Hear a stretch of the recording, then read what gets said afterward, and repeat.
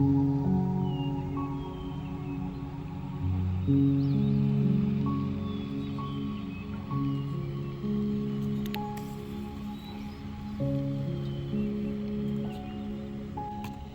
evening time, it's meditation time. Are you ready for the journey? Oh yeah, we talked about it a couple of days ago, taking this journey with us, and I'm glad that so many of you have responded, watched the video, liked, subscribed to our channel, because it's going to be an exciting journey. It's going to be a great journey, and in taking this journey with us, you're going to learn so much about meditation, and not just to learn about meditation, but to actually to put the things that you're learning into practice, which is really where we want to take everybody into, not just the practice, the experience of learning, but the experience of practicing meditation. So everybody, welcome to EBM, Exploring Biblical Meditation, because we're exploring it when we want to invite you to get engaged with us and to be a part of this whole journey together. So this evening, I'm going to be starting off by sharing with you my story. My story as to how did this come about? How did we conceive the idea of wanting to share the subject of biblical meditation? And I want to share my story with you. I think it's a very interesting story to tell, and I want to take you back with me, because some of you may have known that I was on missionary assignment in Guam. That's in the Asia Pacific region. Guam is like an island in the middle of nowhere, they would say, right? And it is about 3.5 hours flight to Japan, South Korea, China, and the Philippines. It is about 9 hours flight from Hawaii. So it's like in the middle of nowhere, but it is a island owned by the United States of America, and it's also a military base. So I was there on missionary assignment, and that's how my journey began, on meditation. So I want you to come and sit down. It's evening time, folks, so it's meditation time. Remember we talked about it last time. Isaac, he went out into the field. If you look at the story there in Genesis chapter 24, verse 62 and 63, you'll recognize that he possibly was at work. He possibly finished his day's assignment, and then he journeyed into the field, which is telling you that he practiced meditation. It was intentional that he actually went over and meditate, and intentionally I'm going to be sitting down and I'm going to be sharing with you my story, because I want for you to know how this all came about, and how I got the vision, the revelation, the insight on this subject to be able to share with you. So come on with me and let's go hang out together this evening.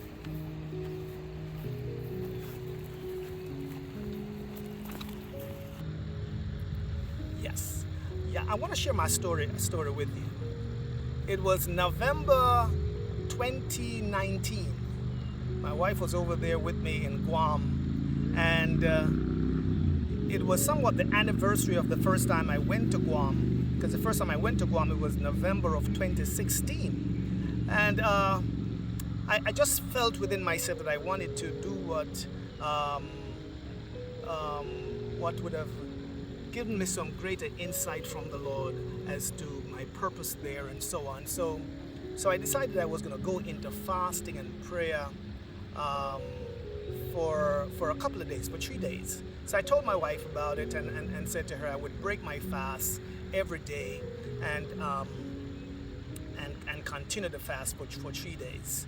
So she knew exactly what to prepare for me after fast in the evening. So I went into fasting with that intention of praying and seeking the Lord for some insight, some direction for my purpose there, being in Guam. So I went in and was there for a couple of hours just praying and seeking the Lord. And at some point, I just heard this audible voice that just said to me, as medication is to the body, so is meditation to the mind and spirit.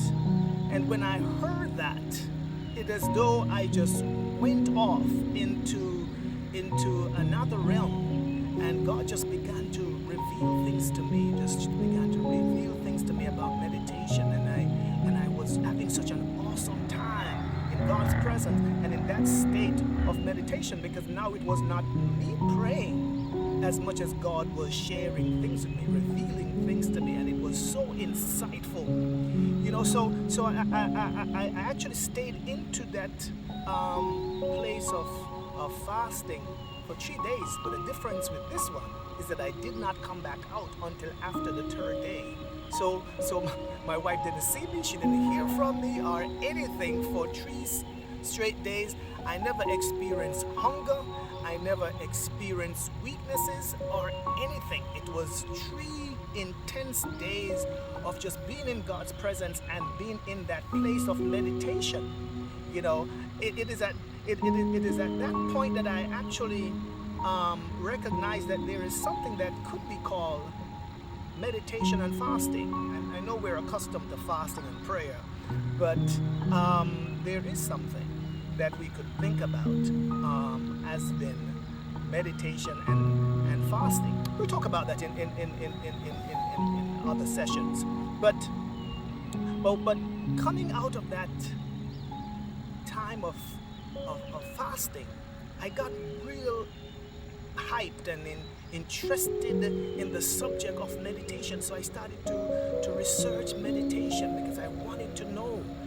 Most of what was coming up, and in this information age, you just need to type in something and then begin your search. And I was doing that, and most of what was coming up when I type in meditation was on yoga and on things coming from Eastern religions and stuff like that. And I was like, wow, where's the information from the Christian? So I'm trying to find and finding little bits and pieces of stuff, but nothing intense, nothing concentrated, nothing that was giving me information from which I could grow and develop and work my way forward. So I took it on as an assignment to daily be searching and doing the research and stuff like that, wanting to find out and to learn as much as I could on the subject of meditation, because there was a powerful secret in what the voice said to me. As medication is to the body, so is meditation to the mind and spirit. And that just got me interested in this subject, because if the body can be healed by medication, and we all go to the doctors, we all take our children to the doctors. Just a few days ago, my 2-month-old granddaughter was taken to the doctor, came home crying because she went and she got shots in her legs. So you all can relate to that. We all go to the doctors for different reasons, whether it is something medical, mental, whether it is something emotional, whether it is something physical, whether it is to the dentist, whatever. We all go to the doctors.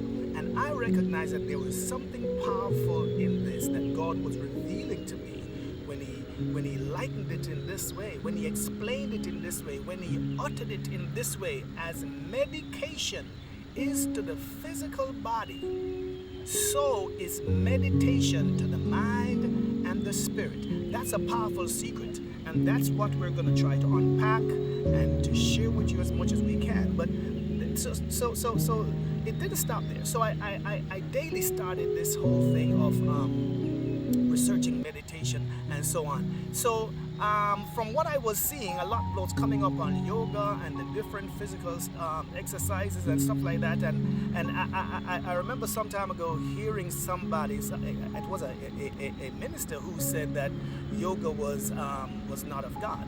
Well, I'm not getting into that so much, but I'm wanting to share with you my story, my experience. So what I started to do, I started to go out and to jog, sometimes in the mornings, sometimes in the evenings, and I was enjoying doing some of that, working out, and after working out, just find a quiet place and to do some meditating, some thinking and stuff like that. So from that, it led me into biblical research.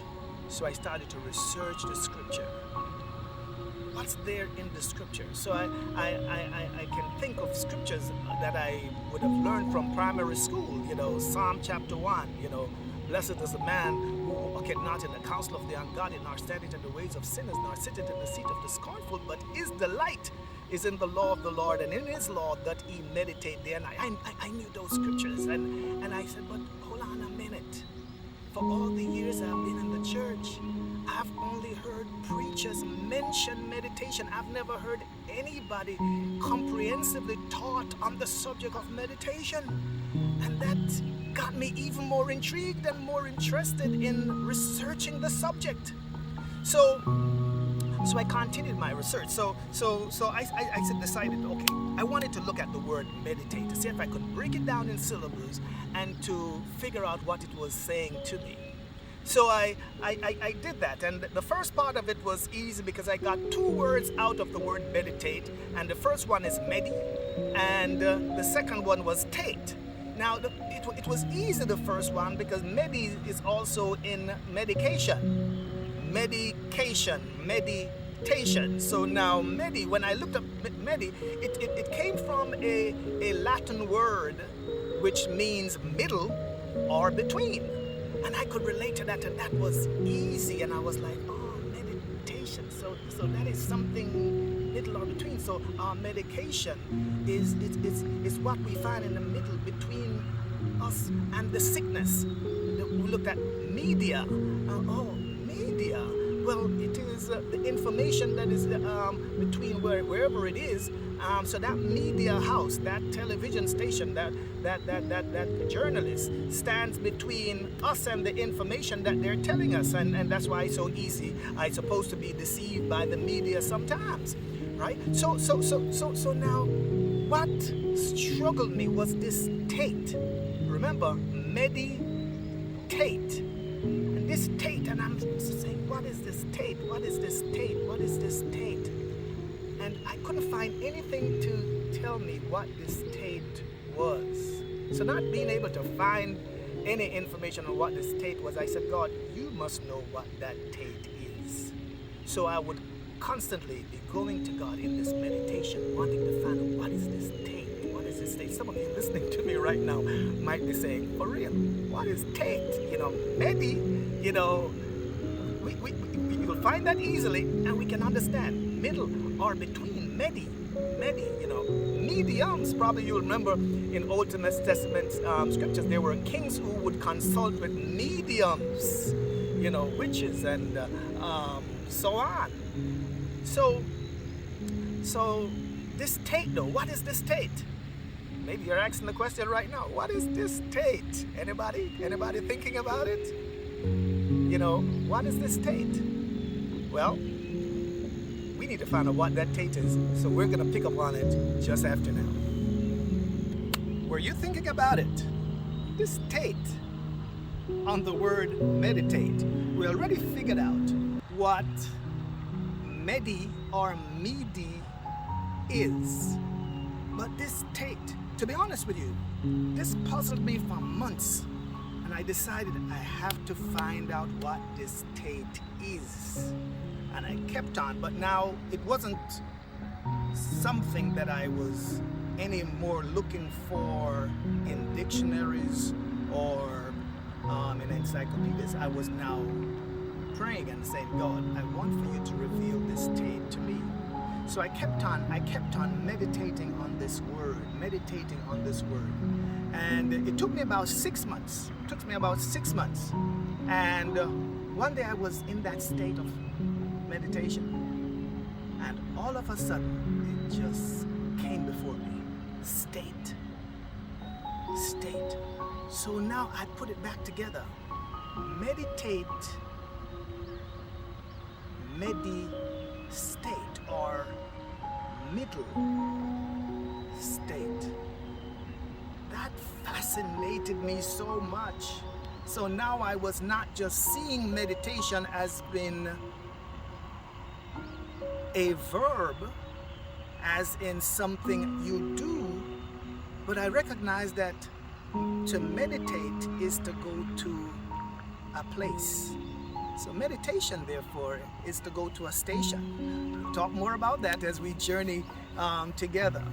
But I continued, and maybe some of you, the things that I started off doing, which was working out. I was doing a bit of working out, a bit of exercising, you know. So I was now experiencing what it was like to exercise, and after exercise, I would go and work out. I would go and meditate, you know, and that did something. That I enjoyed that, you know, and maybe there is a role that working out and meditation will play in your life, in your experience, you know. But I kept on doing that, and when the pandemic struck, you know, this is really interesting. But when the pandemic struck, I was alone in Guam at that time, and of course using FaceTime, talking to my family and talking to friends and so on. But when the pandemic struck, I remember being in my apartment in Guam, and I just felt like something hit me in the top of my head. You know, it was just a strange experience. You know, my neighbors were afraid of me because I didn't know what they have. I was afraid of the neighbors because I don't know what they have. And you're listening to the different news and all that kind of stuff and instructions being given, and the whole place was shut down. And I just felt strange in that environment. You look out on the street through the windows, no vehicles were moving around, and for all of us that can remember that experience, I just was alone in this space, and I just didn't know what exactly to do, you know. And when I felt that thing, just like it hit the roof of my head, I put on my jogging clothes, and I decided I'm going to go out. If they lock me up, that's okay. I'm just gonna get out of this place. And I just opened up my door and I ran out, and I started to walk and to jog and to exercise. And you know,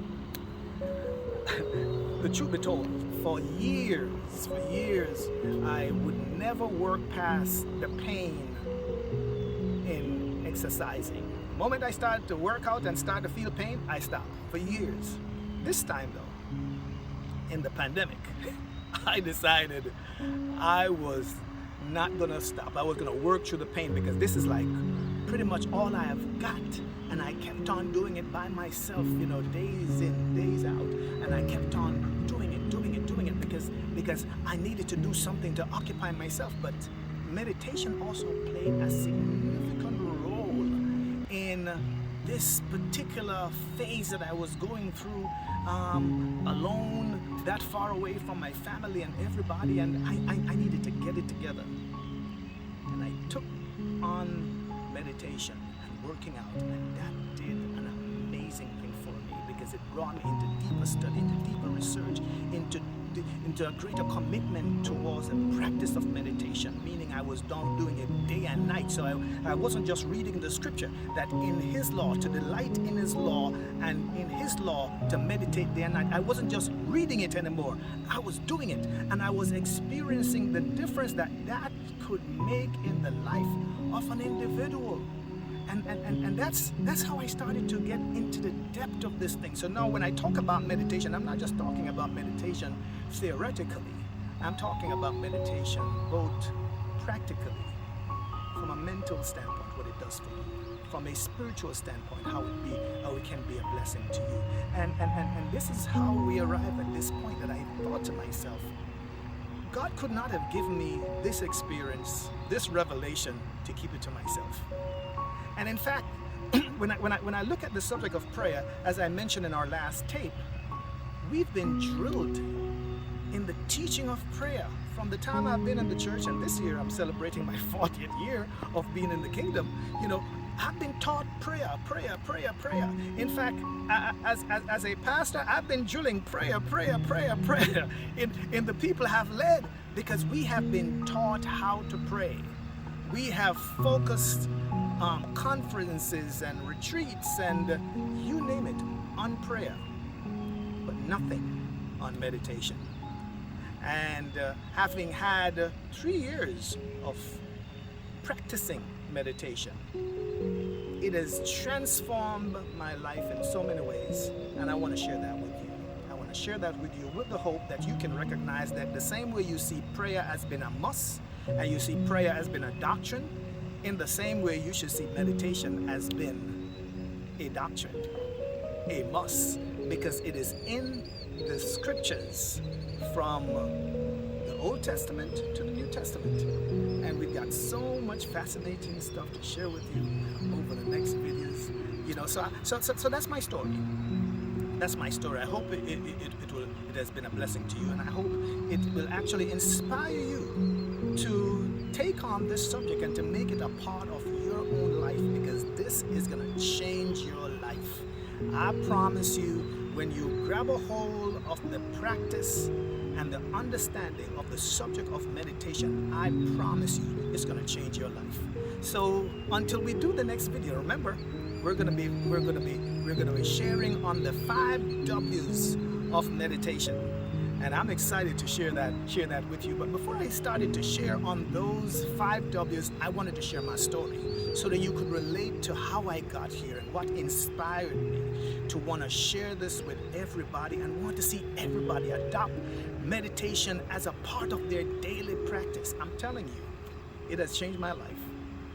And if it was a practice of the men of old, and I'm sure it impacted their lives positively, I'm sure it's going to impact yours, and it's going to be a blessing to you. So everybody, thank you for joining us, and we're continuing the journey. So remember to like, to share, to invite, and don't forget to subscribe. To all of you who have so far subscribed and have been watching the videos and have been sharing the videos, thank you so much. Continue to do so, because we want to create a worldwide community of believers who are not just hearers of the word but doers of the word, and that means to become practitioners of meditation in the same way we practice prayer and we practice other things in our belief. God bless you, everybody. Thank you for joining us, and see you on the next video.